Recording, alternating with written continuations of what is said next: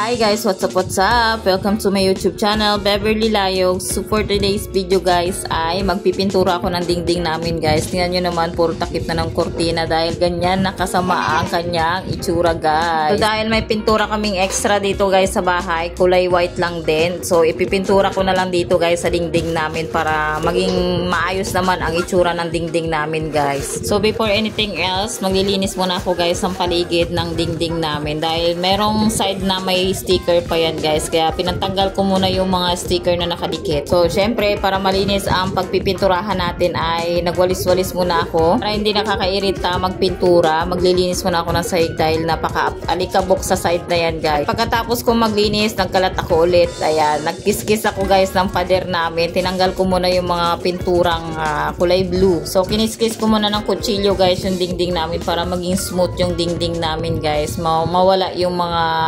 galas-gas. Ayan, mawala yung mga bukol-bukol ng pintura na luma. Tsaka yung dingding namin guys ay may bitak talaga guys. Pag umuulan talagang tumatagas yung tubig dyan guys. Kaya nag-iisip pa ako ng paraan kung paano ko yan masusolusyonan yung bitak ng dingding namin. Dahil problema talaga guys, pag lumakas yung ulan talagang tumatagas talaga siya. So ayan guys, dahil tapos ko ng kiskisan yung dingding namin guys. So ayan, inaasikaso ko na yung pang pintura ko. Nigay nga lang pala to guys, itong pintura na to sa amin. Kaya hinalo-halo ko muna kasi parang tumigas na siya ng konti. So, first time ko lang talaga magpintura guys. So nakakatuwa pala magpintura ng bahay. At syempre hindi mawawala talaga si Sed na makulit. So dahil ready na ang aking pampintura, punta na tayo sa loob. So pagpasensyaan nyo na guys ang aking kusina. Literal na magulo na talaga yan. So ayan guys, itong white na to guys na ipipintura ko dito sa dingding namin ay first coating pa lang guys. Ayan, nag-iisip pa ako ng ikukulay ko talaga dyan na pang final.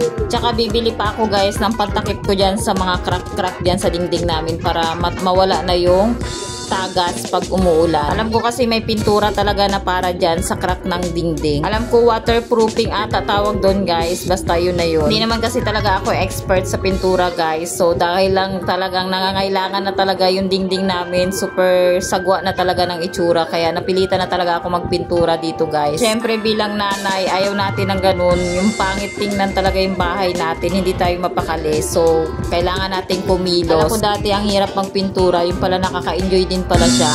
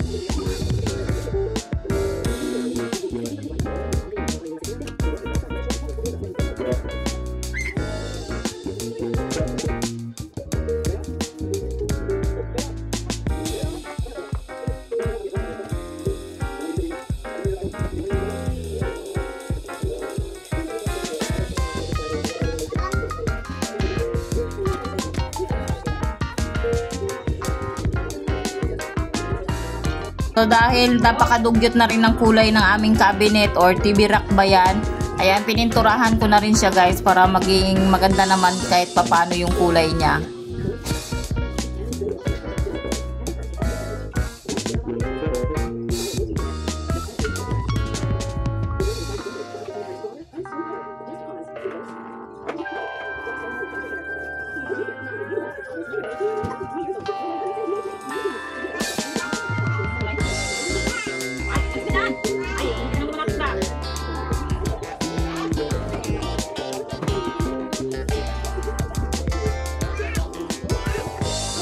So ayan na nga, yung bunso ko ay hindi na makatiis, gusto nang mangialam. Sabi ko nga bilisan niya nang lumaki para siya nang gumawa sa ginagawa ko.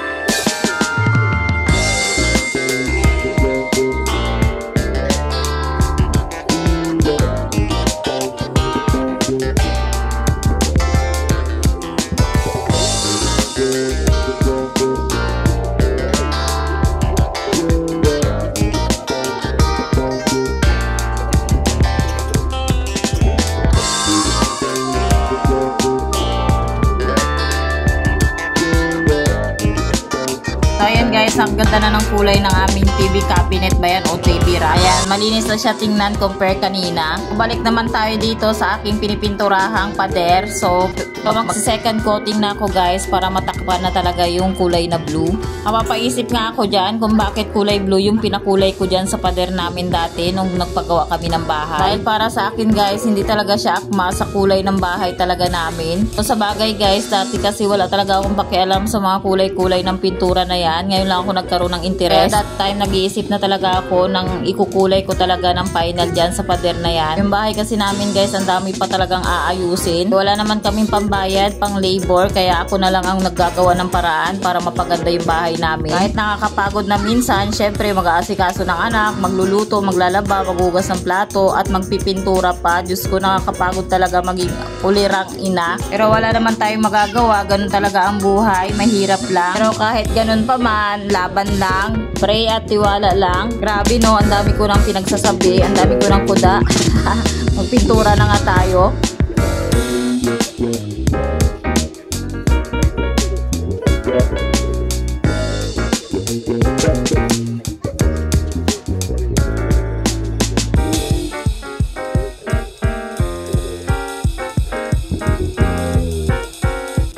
Ayan guys, dahil tapos ko na sa loob guys at may naiwan pang pintura, ipinintura ko na nga dito sa labas namin yung natira. Grabe guys, for how many years ngayon ko lang napinturahan tong labas namin. Kung wala pang nagbigay ng pintura, hindi ko pa ito mapipinturahan. Kaluoy.